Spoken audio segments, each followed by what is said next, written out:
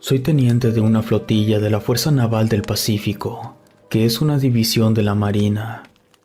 Actualmente estoy ubicado en Baja California Sur, pero hace unos años estaba en Mezquitic, es una ciudad del norte de Jalisco, en el límite con el estado de Zacatecas. Una curiosidad de esta ciudad es que de las más de 300,000 hectáreas que tiene de territorio, solo 25 hectáreas son utilizadas como urbe. Estas 25 hectáreas se dividen entre las más de 400 comunidades que conforman la ciudad. Esto significa que el 99% del territorio se presta para actividades criminales. Entre los lugareños era común escuchar historias sobre criaturas de características singulares que por las noches deambulaban por las orillas del río Bolaños. La mayoría de estos rumores se originaban debido a los supuestos aullidos que mantenían estos seres. Yo siempre descarté todas esas historias, ya que uno de los animales más comunes de la ciudad es el coyote, y el sonido que emiten estos animales no es precisamente agradable al oído humano. Muchas veces los marinos llegaron a reportar ataques de coyotes que siempre se terminaban con la neutralización del animal. Estos ataques por lo general ocurrían en las zonas más altas, donde abundan los pinos y los cedros. Claro que no eran coyotes los únicos animales que atacaban a los marinos cuando iban tras los miembros del cartel. Pumas también llegaron a atacar a los marinos. Lo curioso era que los ataques por parte de pumas y coyotes solo ocurrían cuando se estaba dando persecución a los miembros del crimen organizado. Cuando solo se hacía guardia diurna o nocturna, no había ataques. Fue durante septiembre, en las noches lluviosas, que los marinos comenzaron a reportar el avistamiento de una extraña criatura. No podían describirla porque no podían verla, pero escuchaban sus gruñidos. Los describían semejantes a los que hacen los coyotes, pero mucho más grave y potente, un tanto gutural. Informé a las autoridades competentes, ya que el 60% del territorio es zona forestal y podría tratarse de una especie en peligro. Cuando envié mi reporte, hice hincapié en que la criatura solo podía escucharse en las noches lluviosas. Pasaron los meses. Una noche, durante un operativo, recibí una alarmante transmisión vía radio. Un marino estaba reportando el ataque de la criatura. Se podían escuchar disparos y gritos. Lo último que pudo decir antes de que se cortara la comunicación fue que la cosa esa medía más de 2 metros. Inmediatamente envié apoyo. No tardaron ni 10 minutos en llegar, pero lo único que encontraron fueron cadáveres. No faltaba nadie, no habían sido desmembrados ni mordidos. Habían muerto debido a unas heridas provocadas por, quizá, unas enormes garras. Volví a comunicarme con las autoridades competentes, pero ahora exigí que enviaran a un experto, que de lo contrario yo daría la orden que se le diera muerte a la criatura. A las autoridades superiores no les gustan los ultimátums, pero yo no iba a permitir más bajas por un maldito animal. 3 días después enviaron a alguien. Era biólogo o algo por el estilo. El tipo era agradable, no parecía tener ninguna intención de fastidiarme. Claro que sus jefes sí. Como yo había reportado a este animal como potencialmente mortal, ahora debía acompañar al biólogo hasta encontrar a la criatura. Comenzamos ese mismo día en la tarde. Llevé 3 vehículos conmigo con sus respectivos elementos. Fuimos a la zona donde había sido el ataque y comenzamos a buscar huellas. No había dejado de llover en una semana. Era lluvia leve, pero yo suponía que eso era suficiente como para borrar cualquier rastro. De pronto, el elemento Flores informó haber encontrado algo. El biólogo y yo fuimos al sitio para descubrir que en el lodo habían huellas. La forma indicaba claramente que eran de coyote. El problema era el tamaño. Esas huellas eran al menos 4 veces más grandes que las de un coyote. También se alcanzaban a apreciar las garras. Definitivamente eran las que estaban en los cuerpos de los marinos que habían muerto la noche del ataque. El biólogo dijo algo sobre que las huellas indicaban un patrón de caminata diagonal, además que las patas delanteras y las traseras caían en lugares diferentes, lo que confirmaba que se trataba de un canino. Él sugirió revisar la corteza de los árboles cercanos. Encontramos marcas de garras, de las mismas garras que estaban marcadas en el lodo, pero esas marcas estaban por encima de los 2 metros, lo que significaba que ese canino era capaz de trepar árboles. Recogimos muestras y el biólogo las envió para su estudio. Él, al igual que nosotros, estábamos completamente asombrados solo de imaginar las monstruosas dimensiones de ese animal. Sabíamos que los resultados de las muestras tardarían en llegar, así que seguimos rastreando a la criatura, sobre todo en las noches lluviosas.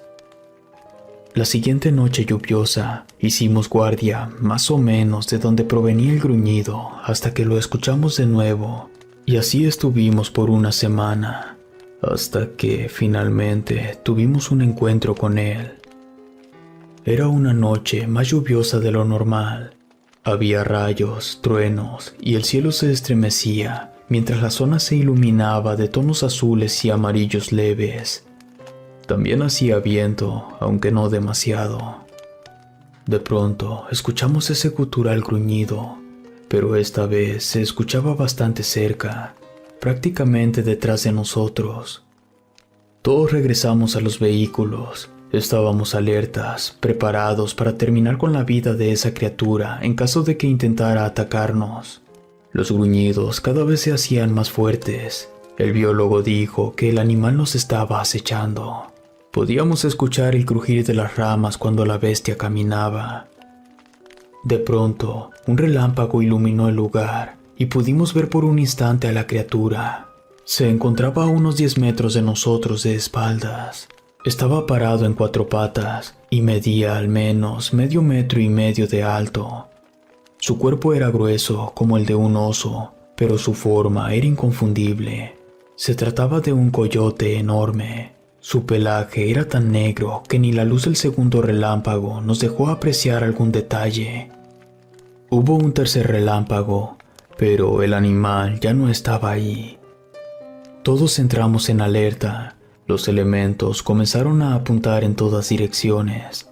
Entonces, de entre los árboles, alcancé a apreciar 2 luces brillantes.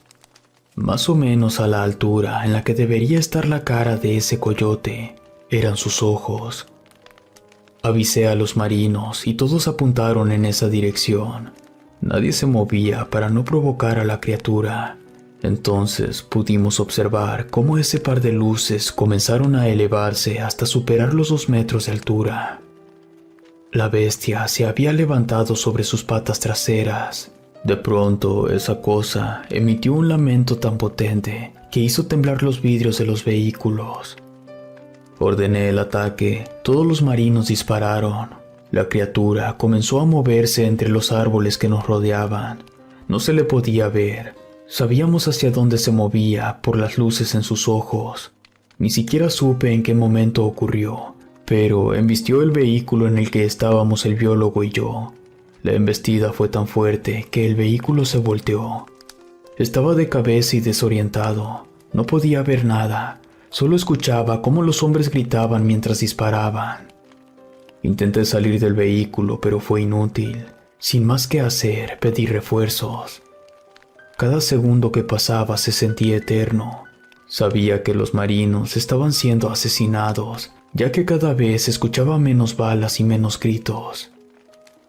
De pronto, solo hubo silencio. Sabía que ese era el final. Pude escuchar a la criatura acercarse a mi ubicación. Se agachó y pude ver su cara. Era el rostro de una persona animalizado, pero claramente no era la cara de un coyote. En ese momento comprendí que esa criatura era sin duda alguna un nahual. Entonces escuché muchos disparos. Este nahual se levantó y gruñó muy fuerte. Entonces más disparos de mayores calibres cayeron sobre la criatura, y este ser se alejó rápidamente. El apoyo había llegado justo a tiempo. De los elementos de los otros dos vehículos, sí hubo sobrevivientes. Pocos, pero los hubo. El biólogo había quedado noqueado cuando el vehículo se volteó, así que no pudo ver el rostro del nahual. Por lo tanto, cuando yo le dije lo que había visto, no me creyó. A la mañana siguiente llegaron los resultados de las muestras que el biólogo había enviado. En el resultado se solicitaba enviar de nuevo las muestras y pedían que se tuviera cuidado de no contaminarlas. La cara del biólogo se puso pálida cuando leyó los resultados que decían que las muestras contenían ADN de coyote y de humano.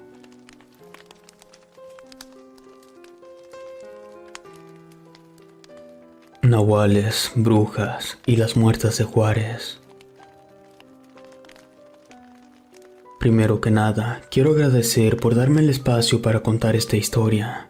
Llevo 6 años en el ejército mexicano. Algo que aprendí rápido es que no es muy conveniente hacer amigos. Durante mi primer año hice amistad con otros 3 cabos. Estábamos en el mismo pelotón, formábamos parte de una compañía que estaba en Guerrero combatiendo a un grupo armado. Todo resultó un fiasco. Murieron muchos hombres, incluyendo mis 3 amigos. Fue entonces que el coronel recibió la orden de abandonar la zona. Nos movimos a la ciudad de Nuevo Laredo para brindar apoyo a la Marina, ya que las cosas ahí estaban muy calientes. No se logró el desmantelamiento de la organización criminal, pero al menos pudimos mantenerlos a raya. Por aquellas fechas, el general de una brigada independiente en Ciudad Juárez estaba formando una pequeña escuadra. Ese general se comunicó con mi coronel para solicitarle el envío de un hombre con ciertas aptitudes y habilidades. Por cuestiones del destino, yo encajaba en el perfil, así que fui trasladado. La ciudad estaba pasando por su peor año desde que había comenzado el sexenio. El número de homicidios había alcanzado su nivel más alto. Claro que no era el peor lugar para vivir. En ese momento, Tijuana era más peligroso. Cuando llegué al cuartel, inmediatamente me presenté con el general y con los demás integrantes de la escuadra. El general nos dijo que nuestra brigada había sido ordenada por el teniente de operaciones y que tanto nosotros como él solo estábamos bajo las órdenes del teniente. Nos explicó que nuestro enfoque no era específicamente el enfrentamiento con el cártel, sino que nuestra misión era investigar el incremento de mujeres privadas de su libertad. Oficialmente se dijo que aquel año hubo menos de 30 mujeres víctimas de algún delito mortal, pero la realidad es que se podían contar por cientos. Comenzamos patrullando la ciudad de 2 a 4 de la mañana durante una semana. Cada que veíamos a una mujer sola o a un grupo de mujeres, nos estacionábamos cerca, para que, en caso de que alguien las fuera siguiendo con malas intenciones, nuestra presencia sirviera como disuasión. Las calles de Ciudad Juárez están bastante sucias durante la madrugada. También suele ser un tanto silencioso. Nunca falta un disparo por aquí o por allá, pero es algo normal. Toda la semana transcurrió con relativa normalidad. Sí llegamos a encontrar algunas mujeres sin vida, pero cuando trabajas en el ejército, ver gente muerta es parte de la rutina diaria. Era la 8ª madrugada que estábamos de guardia, cuando las cosas raras comenzaron a ocurrir. Estábamos en una de las colonias donde las calles no están bien. De pronto, una mujer salió de una vieja casa y comenzó a correr hacia nuestro vehículo gritando por ayuda. 3 elementos bajamos con el dedo en el gatillo, preparados para disparar. La mujer subió al vehículo y nosotros nos acercamos a la casa de la que había salido. Creímos que nos íbamos a topar con un hombre, pero no. Ahí estaba una anciana. Nos miró muy extraño cuando le apuntamos. De pronto, la vieja se transformó en una bola de luz naranja y se fue del lugar. Yo quedé bastante desconcertado. Uno de mis compañeros mencionó que lo que habíamos visto era una bruja. Regresamos al vehículo. Le ofrecimos a la señora llevarla a su casa.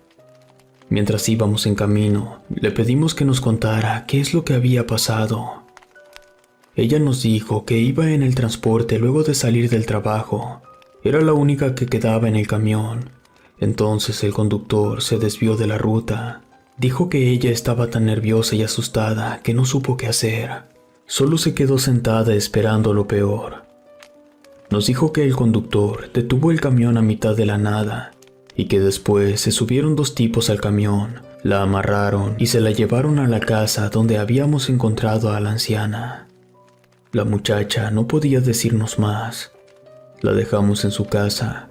Ya faltaban 15 para las 4, así que nos fuimos directo al cuartel. Fuimos con el general y le reportamos el encuentro tan extraño que habíamos tenido. También se le comentó aquello de que podía tratarse de una bruja. Para mi sorpresa, el general lo tomó bastante bien.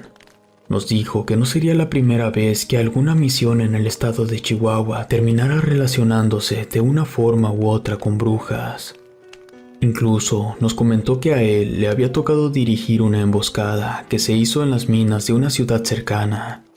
Dijo que ahí le dieron muerte a algunas brujas.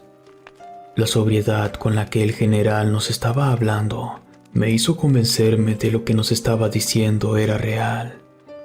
Ya para terminar, nos dijo que no nos fuéramos a involucrar de más con esas cosas, que nos limitáramos a patrullar, pero que si nos volvíamos a encontrar con una bruja, debíamos eliminarla.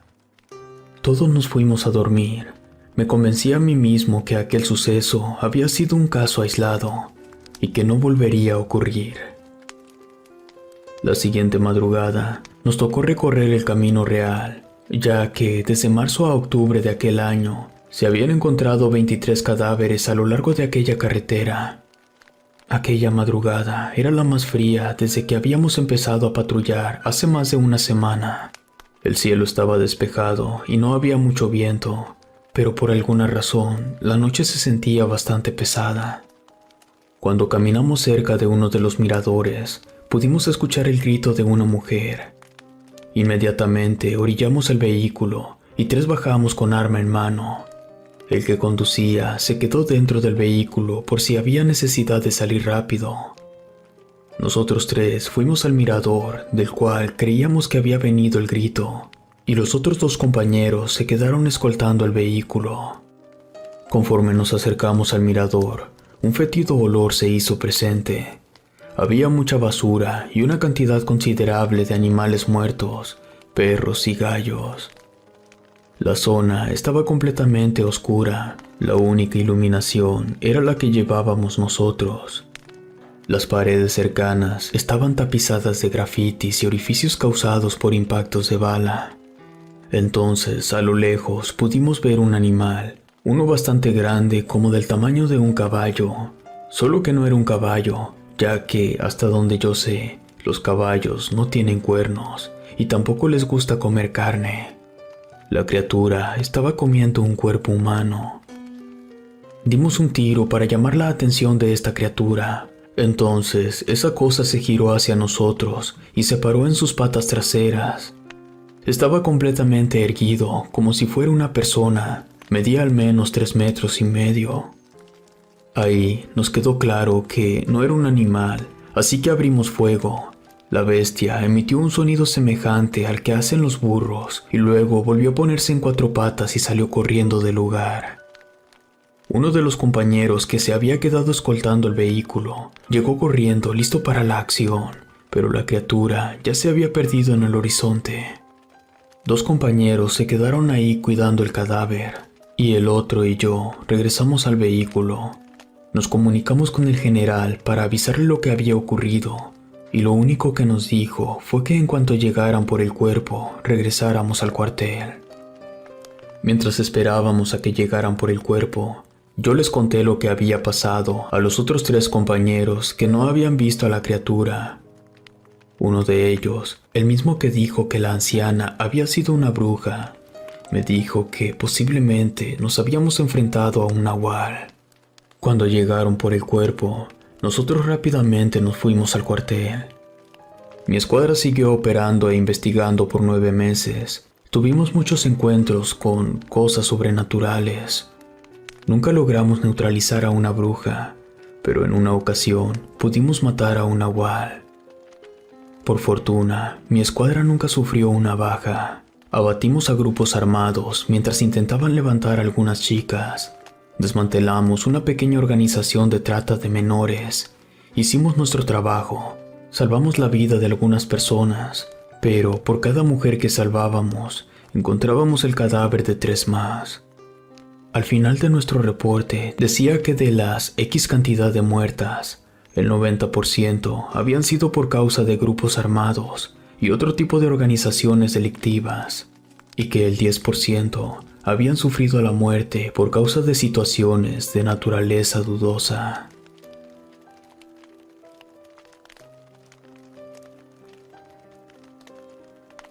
La bruja de los narcos en Guerrero. Soy originario de Guanajuato. Crecí escuchando leyendas sobre brujas. Por desgracia o por fortuna, nunca tuve encuentros con alguno de estos seres, pero esto cambió en la Sierra de Guerrero. Me dicen el Ala. No daré mi nombre, ya que soy un elemento activo del ejército mexicano. Desde el 2009 hasta finales del 2018, formé parte de un regimiento cuyas operaciones abarcaban 2 ciudades de Jalisco. Cuando comenzó este sexenio, ese regimiento fue disuelto y todos fuimos reubicados. Yo terminé en Guerrero trabajando en un pelotón con misiones enfocadas dentro de la sierra.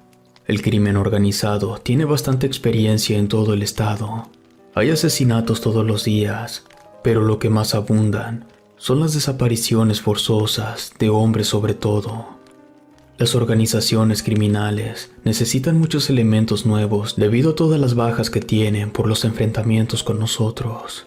Así que reclutan a la fuerza a los varones de las comunidades indígenas, sobre todo a las que están más cerca de la sierra. La gran mayoría aceptan unirse a sus filas, pero no por gusto, sino porque si se niegan, terminan haciendo daño a su familia. Existe una triste realidad. Nosotros conocemos perfectamente bien las localizaciones de los líderes criminales. Nuestro capitán está al tanto, también el mayor, y estoy bastante seguro que el teniente también lo sabe. Por desgracia, nosotros solo recibimos órdenes, no podemos actuar por nuestra cuenta. Y no culpo al general por no parar la guerra que ocurre aquí todos los días. Él también se limita a seguir órdenes. La situación de las comunidades indígenas es tan crítica que existen guerrillas de niños armados, huérfanos cuyos padres fueron arrebatados por el crimen organizado. La historia que quiero contarles comenzó precisamente en una de las comunidades que son resguardadas por niños armados. Nos dirigimos a quemar una zona de siembra bastante profundo en la sierra. Teníamos que pasar por esa comunidad. Cuando llegamos, descubrimos que acababa de ocurrir un enfrentamiento entre la guerrilla de niños y alguna cédula del crimen organizado. Había varios muertos. El líder de la guerrilla nos dijo que no habían podido abatir a ningún enemigo, que las balas los atravesaban sin hacerles ningún daño, y que eso era obra de brujería. Nos sorprendió bastante lo que nos había contado, o al menos a mí me dejó pensando. Avisamos al cuartel sobre lo ocurrido y nosotros proseguimos a la sierra para llegar a la zona de siembra. Éramos 30 elementos divididos en 3 vehículos y llegamos al sembradío a mediodía. Quemamos lo que teníamos que quemar. Cuando íbamos de regreso, una camioneta nos cerró el paso y comenzó a disparar. Respondimos el fuego, pero no les hacíamos daño. Era imposible que todos estuviéramos fallando. Entonces el teniente dio la orden de embestirlos. Los 3 vehículos aceleraron, atropellando a algunos criminales y embistiendo la camioneta, tirándola por un barranco. Revisamos los cuerpos y ninguno tenía impactos de bala. Eso era imposible. Alguien comentó aquello que había dicho el líder de los niños sobre que las balas los atravesaban sin hacerles daño. Regresamos a la base con algunos compañeros heridos, pero nada grave. Dimos nuestro informe esperando que nos llamaran la atención, pero no fue así. El coronel nos dijo que ya había recibido un par de reportes sobre situaciones peculiares con el crimen organizado. 2 reportes previos más, el de los niños y el de nosotros, formaban un cuadrante en la sierra al que tendríamos que adentrarnos para descubrir qué era lo que estaba pasando. La mañana siguiente hicimos la primera incursión en el cuadrante. Encontramos una casa de seguridad. Con el primer disparo vimos que sí podíamos herirlos, así que eliminamos a todos, menos a uno para poder interrogarlo. Mientras algunos compañeros interrogaban amablemente al prisionero, otros 3 y yo fuimos a explorar el perímetro. Encontramos un altar bastante macabro. Había muchas figuras y máscaras de demonios. En el centro del altar había un pilar donde descansaba una pirámide blanca que en lugar de tener punta tenía una cabeza de una cabra negra. Había 2 cajas llenas de estrellas de 6 puntas hechas con huesos. Lo que más me perturbó fue que detrás de la pirámide había un pedestal con restos humanos. Volvimos a donde estaba el prisionero, ya que estaba más cooperativo. Le preguntamos sobre el altar y lo que nos dijo fue que cada tercer día se reunían ahí para hacer sacrificios humanos. Dijo que le pedían a la Santa Muerte y al Diablo que les fuera bien en el negocio, incluso que les ayudaran en los enfrentamientos. No podíamos creer lo que estábamos escuchando, pero luego de la tortura que se le dio al prisionero, dudo que le quedaran ganas de mentir. Le preguntamos el por qué cada tercer día. No quería responder, pero unos momentos después se le volvió a aflojar la lengua. Dijo que se hace así porque la bruja les dijo que la inmunidad a las balas solo dura 2 atardeceres y luego tienen que esperar al atardecer del día siguiente para volver a pedirle favores a la Santa Muerte y al Diablo. En ese momento informamos lo que habíamos descubierto y lo que el prisionero había dicho. El mayor pidió que le sacáramos la ubicación de los otros altares y que después quemáramos el altar, y sobre el prisionero dijo que no era necesario que viviera. Le sacamos la ubicación de otros 5 altares con sus respectivas casas de seguridad. Todas las localizaciones estaban dentro del cuadrante que ya habíamos establecido. Al día siguiente por la mañana atacamos la segunda casa de seguridad, pero no tardamos en darnos cuenta que nuestras balas no surtían efecto, así que nos retiramos. Si lo que el prisionero nos había dicho era cierto, tendríamos que esperar a que pasara el atardecer del día siguiente para poder atacar. Así lo hicimos. Fuimos en la noche y pudimos acabar con todos y quemar el altar. Al día siguiente por la mañana, atacamos la tercera casa de seguridad. Nos esperamos al anochecer del tercer día para atacar la casa y al amanecer la quinta. En cuanto llegó el atardecer, estuvimos esperando un ataque por parte del crimen organizado. Este ataque nunca llegó. Era extraño. Nosotros al tercer día iríamos y destruiríamos todo su altar. Pero en la noche llegó al cuartel un niño pidiendo hablar con el coronel. No sé exactamente qué fue lo que el coronel habló con el niño, pero no tengo duda que estaba relacionado con los altares y con la bruja, porque cuando el coronel nos mandó a hablar, dijo que había recibido órdenes de un teniente del cuerpo para que dejáramos el asunto de los altares y siguiéramos con la quema de plantíos. Como dije antes, nosotros nos limitamos a seguir órdenes. Durante 4 meses quemamos casi 30 zonas de siembra. Un día llegó la Guardia Nacional al cuartel. Nos llamaron de uno por uno a declarar a todos los involucrados en la quema de los altares. Esto tardó al menos 4 días. Resulta que un par de semanas atrás habían tenido un enfrentamiento con un cártel en Oaxaca, cuyos integrantes eran inmunes a las balas. Su investigación los llevó hasta nosotros y los altares. La Guardia Nacional fue en busca de los altares que habíamos quemado y los encontraron como nuevos. Los habían vuelto a levantar. Las casas de seguridad estaban abandonadas, pero todo indicaba que seguían haciendo sus rituales cada tercer día, porque encontraron restos humanos frescos. Nosotros ya no nos involucramos, pero nuestro capitán nos mantenía al tanto de los movimientos de la Guardia Nacional. Ellos llegaron a la conclusión que la quema de altares era una pérdida de tiempo, que la única forma de poner fin a esas prácticas era ir a cazar a la bruja. Debo de admitir que la seriedad con la que estaban tratando el asunto me sorprendió. Era como si la Guardia Nacional ya hubiera tratado antes con brujas. Se adentraron en la sierra y estuvieron ahí casi 24 horas. Cuando regresaron al cuartel, traían con ellos el cadáver de la bruja. Era una vieja, su cuerpo estaba en un estado raquítico extremo. Tenía muy poco cabello, le faltaban los ojos y un par de costillas. Los elementos de la guardia nos agradeció por la información. El capitán solicitó acceso al informe que ellos entregarían al teniente de operaciones, que es el jefe directo del teniente que había dado la orden que nosotros dejáramos la quema de altares. El informe decía que habían tenido que abatir a más de 90 personas armadas para poder acercarse a la cabaña de la bruja. Según el informe, fuera de la cabaña había una escultura de la Santa Muerte de 6 metros de alto. También decía que dentro de la cabaña había un altar que llenaba todo el cuarto.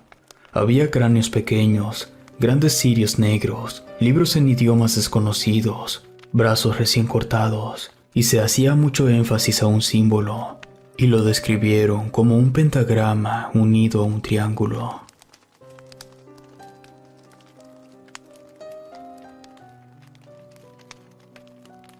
Encuentros con brujas. Soy militar, me conocen como el Zafado, y tengo algunas cosas interesantes para contar. En la Sierra de Hidalgo es bastante común ver bolas de fuego que, según cuenta la gente, se trata de brujas. Pueden verse no solo en la noche, también se les puede ver a plena luz del sol. En una ocasión, una de esas bolas de fuego atacó a un compañero, literalmente lo atravesó. No le causó ninguna herida. Era más bien como si se hubiera vuelto intangible o algo así.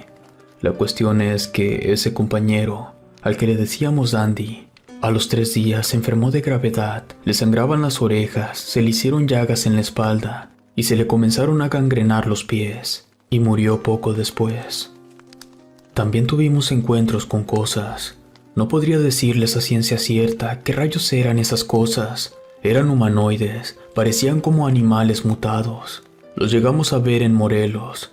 Recuerdo una por su grotesca forma. Parecía una persona, estaba completamente cubierto de pelo blanco como el de un chivo, pero de su cabeza salía una cornamenta como la de los venados, y sus ojos eran rojos como la sangre. En una ocasión nos tocó ir a algunas ciudades fronterizas. El punto es que los detenidos hablaban sobre cómo habían sido secuestrados por brujas y que habían sido torturados. Además, que los sometieron a rituales para convertirlos en nahuales. No sé si todos mis compañeros los creyeron locos, pero yo sí. Mientras los transportábamos a un lugar sin importancia, yo hice algunas bromas sobre el asunto de los nahuales, y a pesar de que pude sacar algunas risas, estas pararon cuando escuchamos un estruendoso crujido. Los prisioneros se habían soltado y pudimos verlos huir mientras ladraban. Es definitivamente una de las cosas más surrealistas que me ha tocado ver. En el ejército, cuando tienes tantas experiencias con seres sobrenaturales, vas aprendiendo cosas que por lo general no son de conocimiento público. Existe una clase bastante especial de brujas, de las cuales nunca he oído historias en medios como este. Se les conoce como brujas sombra. Son abundantes en algunos pueblos, pero se dice que las brujas sombras son una especie de bruja mayor o bruja ascendida. El punto es que se supone que estas brujas han realizado tantos sacrificios a Satanás que se han convertido en espectros. Pierden su cuerpo físico, no son inmortales ni nada por el estilo, tampoco son inmunes a las balas. Se los puedo asegurar. Una noche pasamos por uno de esos pueblos. Era prácticamente de madrugada. Cortamos camino agarrando una brecha. Era muy importante llevar un paquete a su destino. Las cosas se pusieron extrañas cuando nos dimos cuenta que por más que avanzábamos, no podíamos llegar a ninguna parte. El convoy se detuvo y todos bajamos. Un compañero discretamente nos alertó para que volteáramos hacia los árboles.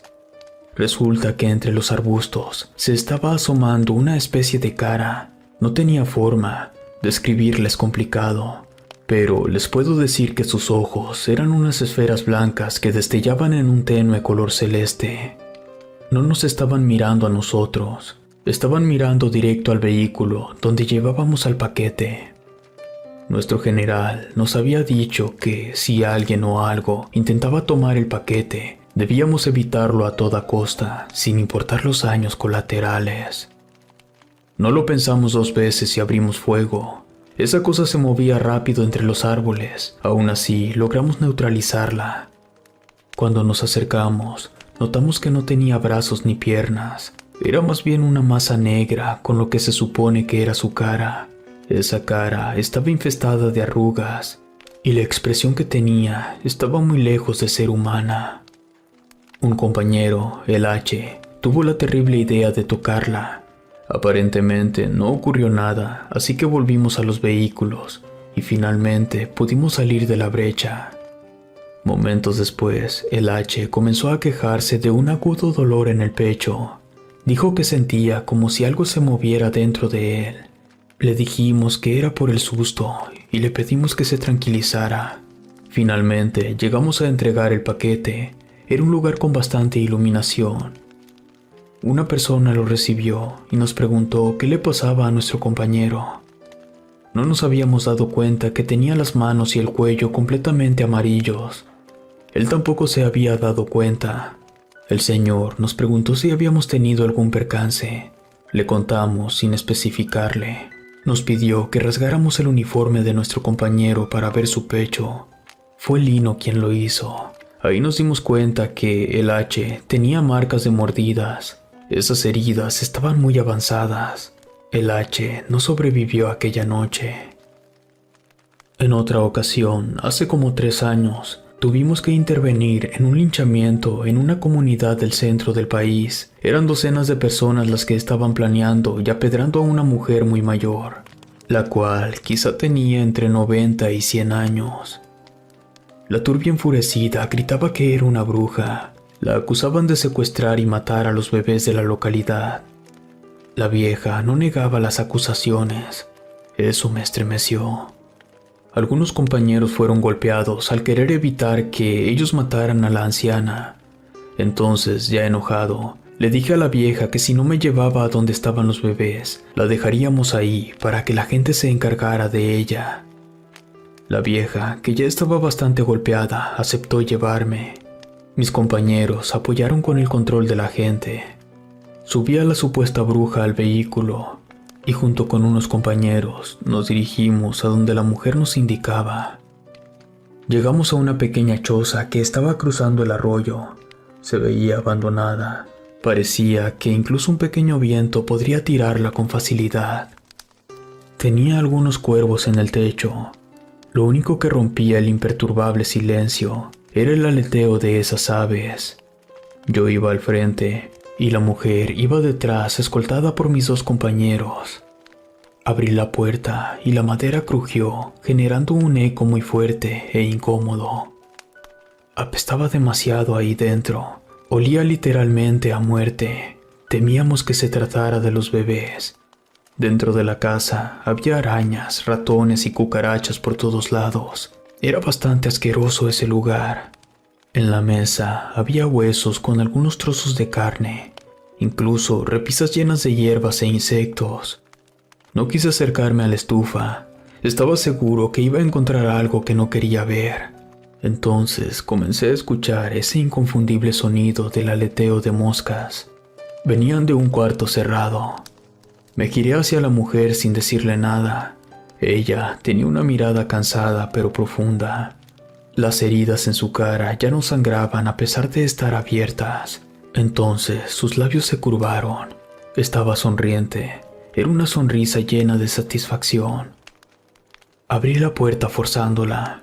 En ese momento salió una horda de moscas que se abalanzó sobre nosotros. Eran demasiadas. Corrimos para salir de la choza mientras que las moscas nos seguían. Ya estando fuera, los insectos se dispersaron. Entramos corriendo a la casa y la bruja ya no estaba. Dentro del cuarto que salieron las moscas estaban los bebés. Afortunadamente, muchos de ellos estaban vivos. Necesitaban urgentemente atención médica. Estaban en un estado severo de desnutrición. Pedimos apoyo aéreo para transportar a los bebés. Avisamos a la población que habíamos encontrado a 8 bebés y les dijimos a qué hospital serían trasladados. Por desgracia, eran 12 los que se habían perdido. Y 5 meses después, un poblado cercano comenzó a reportar bebés desaparecidos.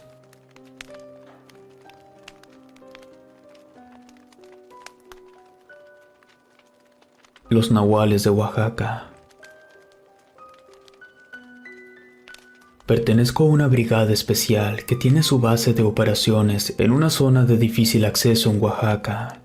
Nuestro enfoque es el asedio de una cueva profunda ubicada en la cordillera de la sierra. Lo curioso es que nunca nos dijeron exactamente por qué el asedio a esa cueva. Siempre sentí una gran fascinación por todas las antiguas creencias de los pueblos que se asentaban en el que hoy es el territorio mexicano.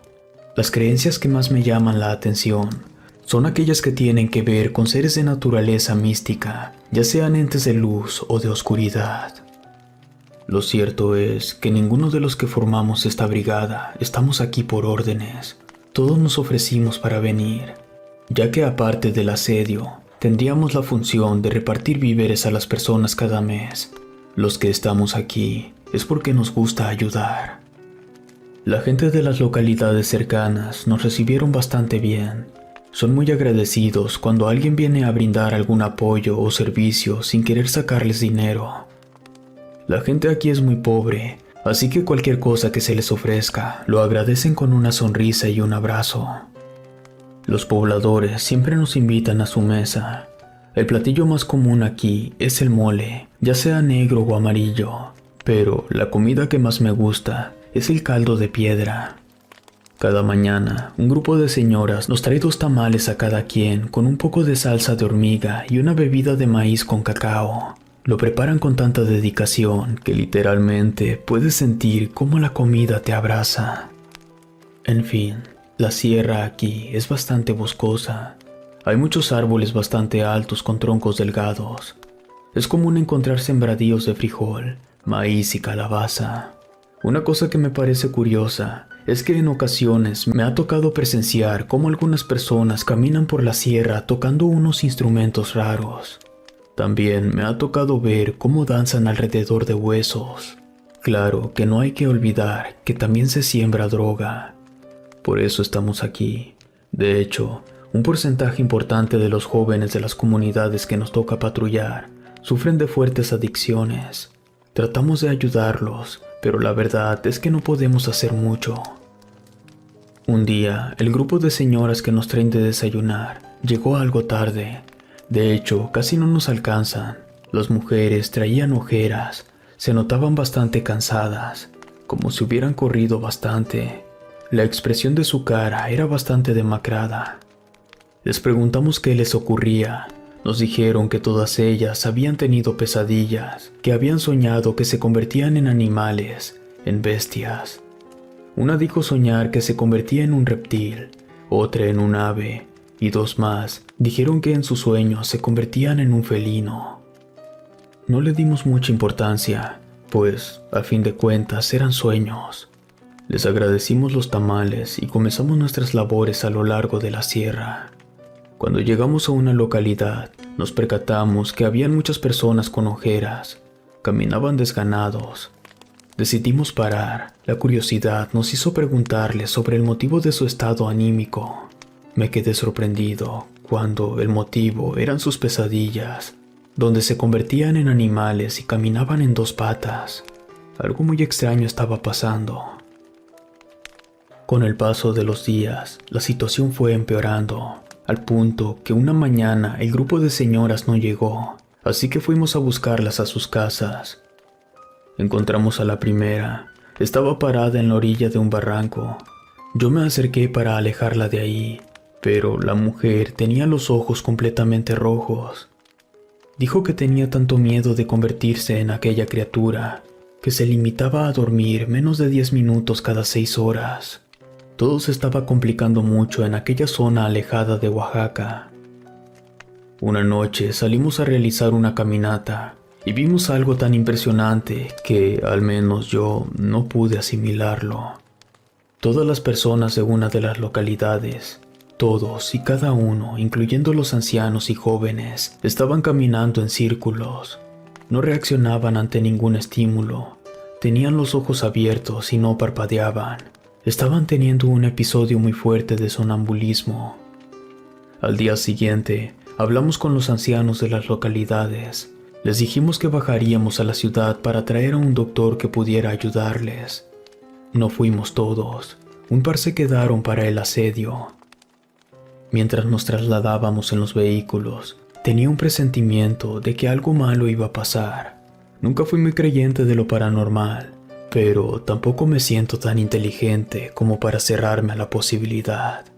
Como dice mi madre, las brujas no existen, pero de que vuelan, vuelan. Primero fuimos a hablar con el doctor del cuartel. Nos dijo que definitivamente eso no era normal.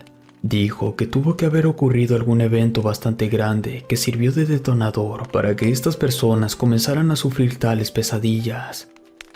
Nos sugirió solicitar el apoyo de algún psiquiatra. Estuvimos todo un día buscando un psiquiatra que subiera a revisar la situación, pero todos se negaban en cuanto les decíamos la ubicación. Nadie quería acercarse a la cueva. El último que visitamos nos recomendó visitar a un brujo. Incluso nos dijo dónde localizarlo. Nos decidimos a ir. Total, no teníamos nada que perder. Llegar al sitio es complicado. Ningún vehículo tiene la capacidad para ingresar a tan remoto lugar, así que tuvimos que llegar caminando. Encontramos al brujo y le explicamos lo que estaba sucediendo y dónde. Nos dijo que esa situación se daba cada cierto tiempo, que era un ciclo que llevaba existiendo miles de años. Explicó que cuando los primeros pobladores llegaron a esa zona, se encontraron con lo que ellos creyeron era un dios. Era un ser oscuro que comenzó a solicitarle sacrificios humanos. Este ser, un día simplemente se metió en la cueva, y la gente de la zona quedó maldita. Sufrían el proceso de transformación en nahual. Estaban destinados a ir perdiendo la cordura, mientras dejaban de ser humanos para convertirse en estos seres. Con el paso del tiempo, cuando moría el último de los nahuales, tenían que pasar 4 generaciones, y entonces la maldición volvía a azotar la zona, convirtiendo a todos los descendientes de los primeros nahuales. No podía creer lo que estaba escuchando. Me negaba a aceptarlo, pero solo había una manera de comprobarlo: regresar al pueblo y rezar para que el brujo estuviera equivocado. Por si las dudas, le pregunté al brujo si había alguna forma de ayudarlos. Dijo que no. Agradecimos al brujo por la información y nos retiramos. Ya íbamos de regreso a la zona, pero los 2 compañeros que se habían quedado se comunicaron con nosotros para informarnos que habían fuertes lluvias y que podía ser peligroso el camino, que mejor fuéramos en la mañana. Fuimos al cuartel a pasar la noche. Durante la cena, se escucharon comentarios sobre que la noche anterior se vieron muchos animales extraños merodeando el pueblo. Pensé que era una casualidad, pero en el fondo, yo temía que se tratara de las personas que, en contra de su voluntad, se transformaban en nahuales. Al amanecer había un caos. Todos los animales del pueblo y los alrededores habían sido asesinados. A donde sea que uno volteara, podía ver cadáveres. Incluso había venados sin vida. Nosotros sabíamos qué era lo que había ocurrido, así que rápidamente subimos a los vehículos y volvimos a la sierra. Cuando regresamos, el escenario era desolador. Todos estaban asustados, no tenían idea de lo que había pasado. Inmediatamente nos reunimos con nuestros compañeros para preguntarles si ellos habían visto algo. Lo único que dijeron es que al caer la medianoche, extrañas criaturas estaban deambulando por el lugar. Fuimos con los ancianos y les contamos lo que nos había dicho el brujo. Dijeron que no podían hacer nada y que debían de pagar por los pecados que habían cometido sus antepasados.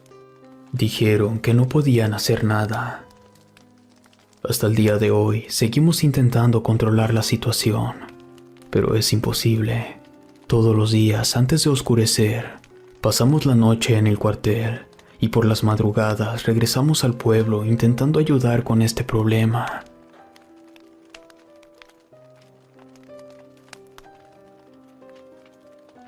El brujo nahual de Yucatán. Me presentaré como Kras. No es mi apodo real, tampoco daré mi nombre. Soy marino de la Fuerza Naval del Golfo y la experiencia que quiero contarles me ocurrió en Yucatán hace tiempo. Realmente no es muy sonado que haya conflictos contra el crimen organizado en este estado. Si bien Mérida y las ciudades costeras están más o menos controladas debido al turismo, algunas de las ciudades del interior del estado sufren desapariciones. Pero digamos que algunos turistas no viajan a Yucatán por las playas. El crimen organizado es el intermediario que provee al turista lo que viene a buscar. Nosotros tratamos de desmantelar estas redes, pero están tan bien organizadas que es como perseguir a un fantasma. Todo apunta a que los líderes de estas redes pertenecen a Europa del Este, pero vienen a México porque el mercado en aquella zona ya está muy competido. Sus casas de seguridad son muy difíciles de encontrar porque se trata de simples cabañas de uso temporal. Cuando saben que estamos cerca, simplemente desmontan la cabaña y se mueven. Esto no se les complica porque no retienen a los menores por muchos días. Por si esto no fuera suficiente, sus cabañas están dentro de la selva, lo que complica bastante su rastreo. Esta organización criminal trabaja de la mano con algunas sectas presuntamente satánicas. En muy pocas ocasiones hemos podido desmantelar las cabañas de la selva, pero sí hemos podido dar con mucha gente de la que recoge a los menores. En sus casas siempre encontramos altares al diablo. Estas personas han dicho que ellos se encargan de enviarlos por todo el país para que sean usados en rituales. Suena bastante descabellado, lo sé, pero la gente cholul puede confirmar que en una hacienda que se presume embrujada, se llevan a cabo rituales satánicos donde hay sacrificios humanos. Muchos de los restos que se han podido encontrar en ese lugar son de menores.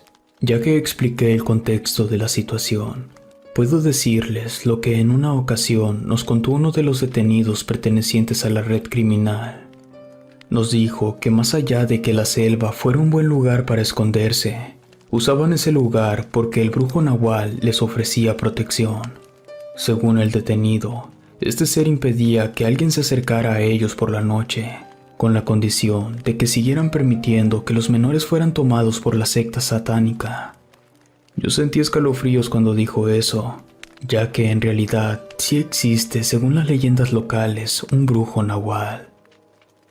Me hizo algo de sentido cuando mencionó lo de que nadie podría acercarse durante la noche, ya que las veces que habíamos intentado incursionar en la selva de noche, por una razón siempre terminábamos dando la vuelta. La mayoría de estas veces era porque los vehículos fallaban. Yo sentí inquietud y muchos de mis otros compañeros también. No dudamos en expresar tal inquietud a nuestro superior. Todos aquí conocemos las leyendas y procuramos tomarlas con respeto. No queremos llevarnos alguna sorpresa, pero el coronel se molestó. Y para demostrarnos que tal leyenda sobre el brujo eran mentiras, iríamos esa noche a buscar una cabaña al interior de la selva. El plan era ir al amanecer, pero el coronel estaba muy molesto porque su general le había llamado la atención, precisamente porque todas las incursiones nocturnas habían sido un fracaso. El coronel nos avisó que si los vehículos fallaban, iríamos caminando hasta la selva. Como a las 8 de la noche, comenzamos a preparar todo para salir a la selva. Ajustamos bien nuestras botas, subimos suficientes armas y municiones, tomamos nuestros visores nocturnos, tomamos el mapa que marcaba la ruta a seguir a pie dentro de la selva y partimos. Cuando llegamos a la mitad del camino, estábamos preocupados porque los vehículos iban a fallar. Para nuestra sorpresa, no ocurrió y pudimos seguir adelante. Faltando 3 kilómetros para llegar a la selva, los vehículos se apagaron. Todos los 30 marinos que íbamos, bajamos de los vehículos, establecimos un plan de acción y pasamos a proceder. 6 se quedaron escoltando los vehículos, el resto avanzamos. Cada 300 metros, un compañero se quedaba haciendo guardia. Así, además de los radios, manteníamos una comunicación visual que conectaba la selva con los vehículos. 15 marinos fuimos los que nos adentramos a la selva a eso de las 10 de la noche. La ruta que íbamos siguiendo estaba en la periferia de las zonas donde habitan aquellos animales salvajes que podrían ser un problema en caso de que nos atacasen. Acabábamos de pasar por un cenote, cuando de pronto escuchamos un galopar bastante consistente. Eso era extraño. Ese animal debería de ser grande y pesado. Posiblemente un caballo podría ser el causante de ese sonido. La cuestión es que en la selva no hay caballos. Aceleramos el paso para alejarnos de lo que sea que estuviera causando ese ruido. Pasada la medianoche volvimos a escuchar el galopeo. El cenote donde habíamos escuchado ese sonido lo habíamos dejado atrás hace más de 8 kilómetros. Esa cosa nos venía siguiendo. Paramos y manteniendo nuestra posición, buscamos con los visores a la criatura, pero nadie pudo ver nada. Así que uno de los compañeros mencionó que quizás se trataba de algún animal exótico que se le había escapado a algún millonario que viviera cerca. No tenía mucho sentido, pero fue una excusa perfecta para dejar de pensar en eso y seguir. Luego de avanzar otros 5 kilómetros, encontramos la casa de seguridad. Avisamos por radio a los marinos que no habían entrado a la selva para que estuvieran listos. Rodeamos el perímetro para evitar sorpresas. Hubo 9 disparos. Neutralizamos a quienes vigilaban la cabaña. Derribamos la puerta e ingresamos al lugar. No había una sola persona dentro. Lo único que encontramos fue un cuerpo. Tenía abierto el estómago y le faltaban algunos órganos. Recibimos por radio el aviso de que los vehículos habían vuelto a funcionar y que ya venían en camino. Tomamos fotografías, pedimos el servicio de levantamiento de cuerpos y salimos de la cabaña. Bajamos un poco la guardia, hicimos bromas sobre los vehículos. Entonces, una vez más, escuchamos ese galopar. Tomamos nuestras armas. Entonces, este sonido se hizo más fuerte. Todos estábamos muy nerviosos. De pronto, el galopar se dejó de escuchar. Por alguna razón, yo no me había colocado los visores nocturnos. En cuanto caí en cuenta me los puse, y pude ver a una persona delgada y alta, con 2 cuernos pegados a su cabeza. Este corrió hacia nosotros. No lo dudé y abrí fuego. Mis compañeros hicieron lo mismo. Yo estaba tan impactado que ni siquiera me había dado cuenta que en la dirección en la que estábamos disparando ya no había nada. Buscamos en todas direcciones. Me retiré el visor nocturno. Entonces, esa cosa, en un parpadeo, estaba en medio de nosotros. No podíamos dispararle, ya que nos hubiéramos herido nosotros mismos. Todos lo vimos. Era definitivamente una persona, pero su cara como la de un caballo con barba, o algo que se le asemejaba. Tenía todo el cuerpo cubierto de pelo negro, y en lugar de orejas tenía unos inmensos cuernos. Su mirada era pesada, no tenía pupilas. Al menos a mí no me quedó ninguna duda. Ese ser era el brujo Nahual. Giró su cabeza, dándonos a entender que estar ahí era un grave error. De pronto se esfumó. Tardamos algunos segundos en reaccionar, y luego alguien gritó que teníamos que largarnos de ahí. Tomamos formación y corrimos hasta salir de la selva. Subimos a los vehículos y regresamos de inmediato a la base. Cuando estábamos de vuelta en el cuartel, eran las 4 de la mañana. Informamos a nuestro superior sobre lo ocurrido. Nunca supe si nos creyó o no, pero al menos no volvió a enviarnos de noche.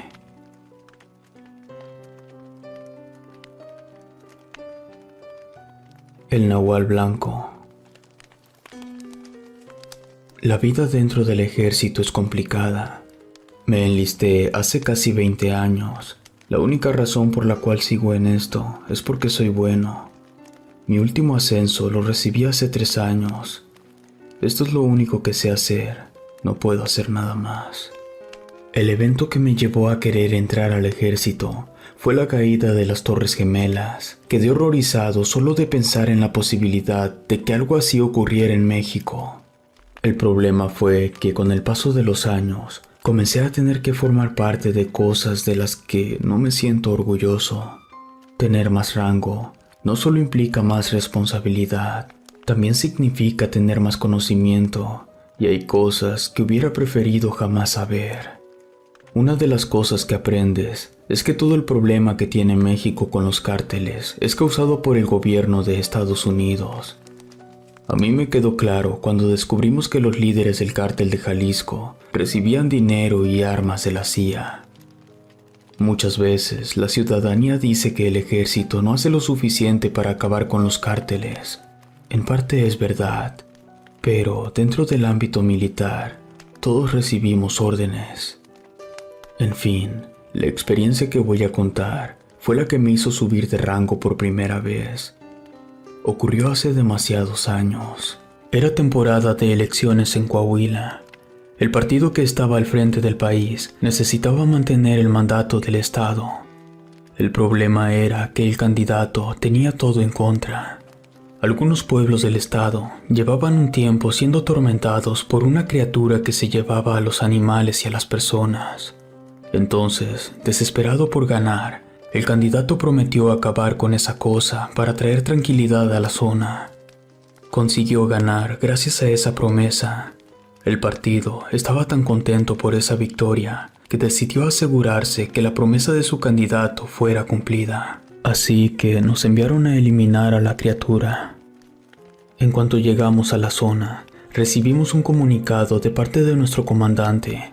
Decía que seríamos ascendidos en cuanto entregáramos el cadáver de la criatura. Eso me dio escalofríos.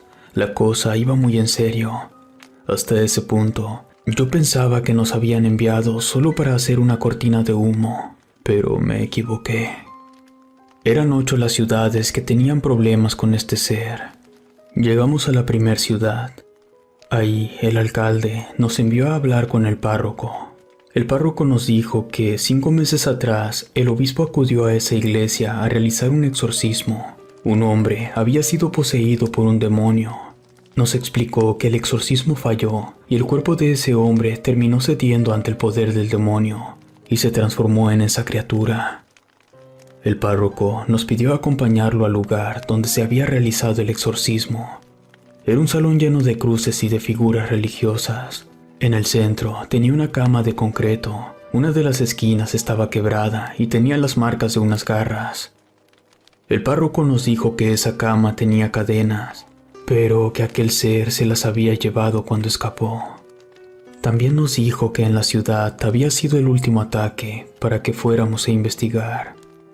El trayecto fue muy silencioso. Nadie quería dar su opinión al respecto. El anochecer nos agarró cuando todavía íbamos por terracería. Pasamos por un ranchito. De pronto, un hombre se atravesó pidiendo que nos detuviéramos. El señor estaba muy asustado y nos dijo que el nahual se estaba comiendo a sus perros. Corrimos en la dirección que el hombre nos indicó. Era detrás de la casa. Cuando llegamos, pudimos ver a una criatura erguida sobre sus 2 patas. Estaba de espaldas. Era completamente blanca, alta y delgada. Su piel parecía la corteza de un árbol. Yo quise disparar, pero estaba completamente paralizado. Cuando la criatura se dio cuenta que estábamos ahí, dejó caer un perro y salió corriendo. Entonces llegó el señor del rancho y agarró a su perro, que ya estaba muerto. Le preguntamos al hombre qué había en la dirección en la que el nahual se había ido corriendo, y nos dijo que como a 8 kilómetros estaban unas instalaciones abandonadas donde antes se imprimía el periódico. Regresamos a los vehículos y continuamos nuestro camino a la ciudad. Llegamos antes de las 10 de la noche y ya no encontramos a nadie en la calle. Todos estaban dentro de sus casas debido a que tenían mucho miedo de encontrarse con el nahual. Nos dirigimos con algunas personas que habían montado una pequeña guardia. No era para enfrentar al nahual, por supuesto. Solo era vigilar y avisar a todos cuando estuviera cerca. Les dijimos que habíamos sido enviados por el gobernador para ponerle fin a su problema y que nos diera toda la información que pudiera sernos útil. Nos dieron un rango de horas en el que habían podido ver al nahual y nos indicaron la dirección hacia la cual siempre se iba luego de aparecerse.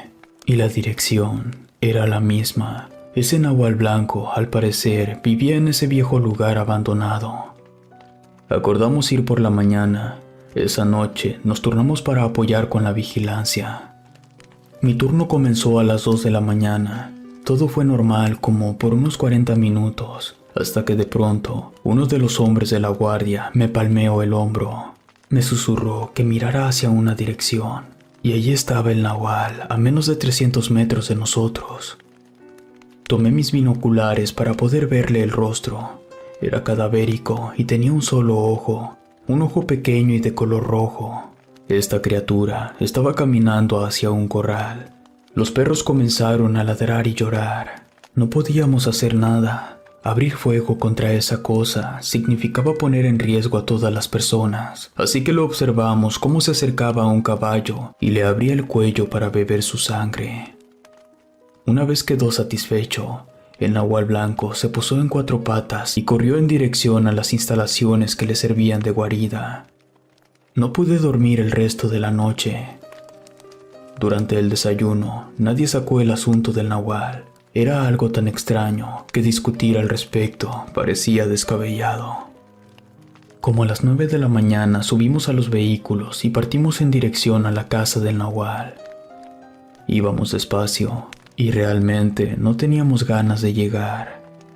Se quedaron 2 elementos en los vehículos con armamento pesado por si la cosa esa salía. Todos los demás rodeamos el lugar en busca de otra manera de ingresar que no fuera por la puerta principal, pero lo único que encontramos fue un gran boquete que estaba en el segundo piso, como a unos 8 metros del suelo. Así que tuvimos que entrar por la puerta principal. Abrimos la puerta despacio. No queríamos hacer ningún ruido. El salón principal estaba despejado. Había 2 escaleras. Una llevaba a la segunda planta, donde estaba el boquete, y la otra llevaba a la bodega que estaba por debajo. No parecía una buena idea, pero dividirnos en grupos es parte del entrenamiento. Yo me fui al frente del grupo que fue a la segunda planta. Habían 2 pequeñas oficinas con algunos periódicos tirados. También estaba el baño y el comedor, todo despejado. Entonces escuchamos gritos y disparos. Inmediatamente corrimos hacia la bodega. El otro equipo tenían acorralado al nahual. Estaba escondido detrás de unas máquinas. El fuego constante no le dejaba moverse, y esa cosa hacía el sonido como de un perro. Unos disparaban y cuando tenían que cargar, otros abrían fuego. Sabíamos que si cesábamos solo un segundo, esa cosa nos iba a atacar. Logramos herirle las patas. Entonces esa cosa salió y corrió a toda velocidad hacia nosotros. Embistió a uno de mis compañeros y lo arrastró por las escaleras. Todos corrimos detrás del nahual. Esa cosa estaba en la segunda planta. Otros 3 compañeros siguieron disparando y lograron herirlo. El nahual quiso correr, pero la herida lo hizo caer del segundo piso. Ahora estaba cerca de la entrada. Quise dispararle, pero mi arma se había atascado. Ahí fue cuando este ser salió del edificio. Entonces, mis compañeros de afuera lo abatieron. Lamentablemente, el compañero que había sido arrastrado por la escalera había muerto por un golpe en la cabeza. Cargamos el cuerpo de nuestro compañero en un vehículo y el del nahual en otro. Nunca supe dónde terminó el cuerpo del nahual blanco. En cuanto a nosotros, los sobrevivientes, todos fuimos ascendidos.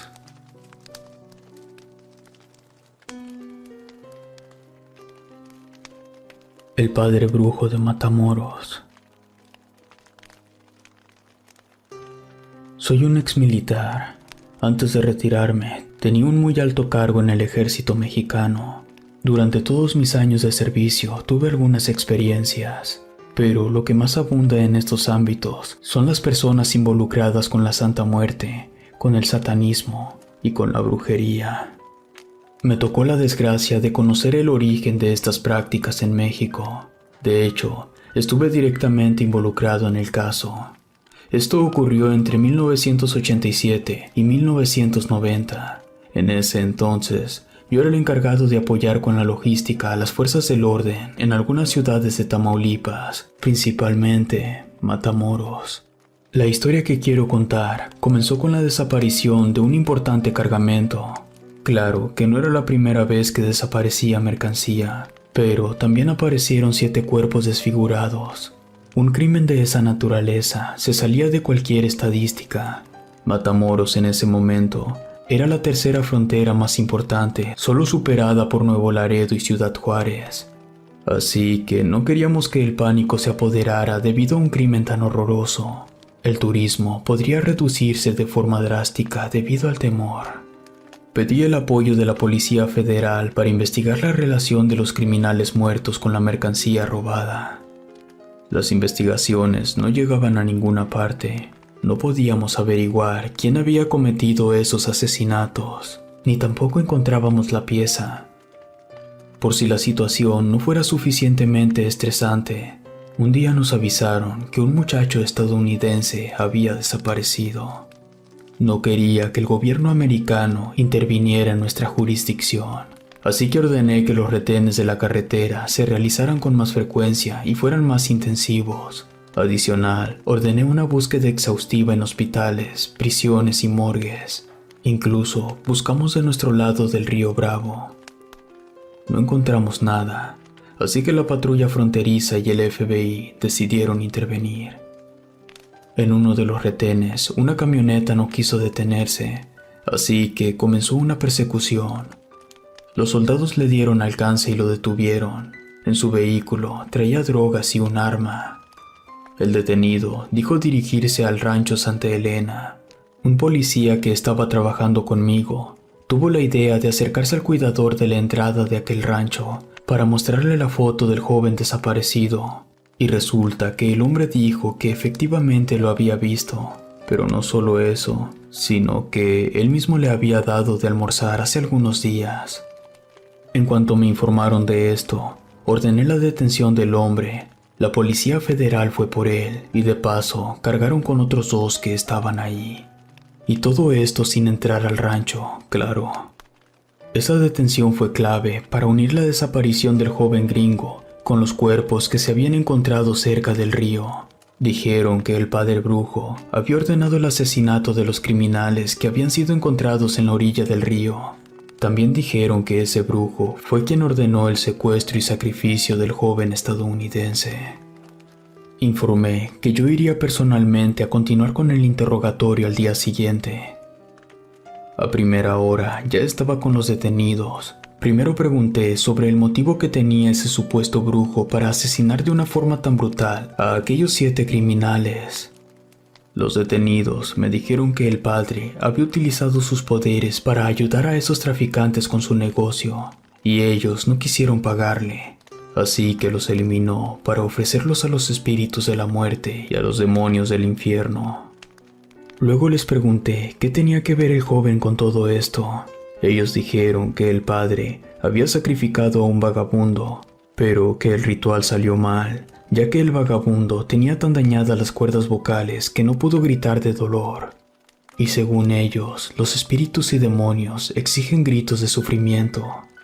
Así que era necesario realizar otro sacrificio.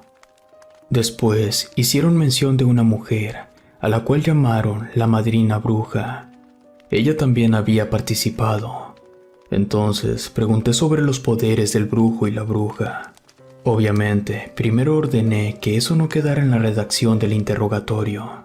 Dijeron que el padre brujo venía de Cuba, que había traído consigo el poder y conocimiento de los rituales de Palo Mayombe. Aseguraban que él podía predecir el futuro y provocar buena suerte a sus aliados y la desgracia a sus enemigos.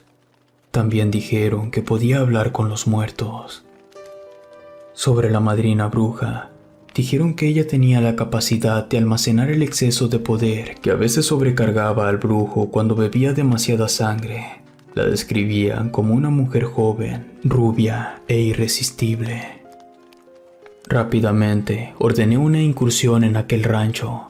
Yo iba al frente, no quería perderme ningún detalle. Encontramos algunos cuerpos. Se pudo confirmar que el desaparecido había estado en el lugar. Todos los cuerpos que encontramos tenían las mismas señales de tortura que aquellos que habían aparecido en el río. La única diferencia era que a los cuerpos que estaban en el rancho les faltaban órganos. También encontramos el cargamento de droga que se había perdido meses antes. En todo el lugar había un penetrante olor nauseabundo. Por extraño que suene, el olor no venía de los cuerpos, venía de un caldero. Estaba infestado de moscas y gusanos. En su interior pudimos encontrar la cara del joven. También había otras cosas.